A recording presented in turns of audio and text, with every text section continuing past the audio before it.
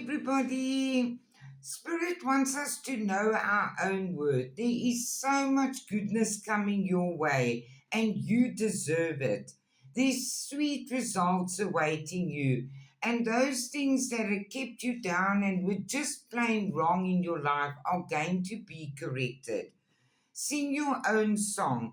There is a death or ending coming of these situations that don't serve you, and they want you to let go of stress. They say, don't take on other people's stress, breathe it out now. It's time to let go of the past things that didn't serve you. You in your power now, and ready to receive what the divine has for you.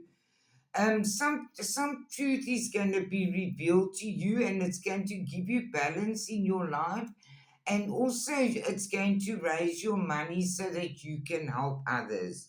The abundant universe is going to provide for us. And they say the devil has no hold on us anymore. That has been broken. We're following our own light, and we're using the past experiences as wisdom for the future. We have the upper hand at this stage, although we did suffer lots of losses, and we taking a leap of faith now with trust and faith in our heart. We're moving forward positively and trusting the divine. And they want you to know that miracles are endless. Your loved ones want you to know that you are healed, and you need to balance work, rest, and play.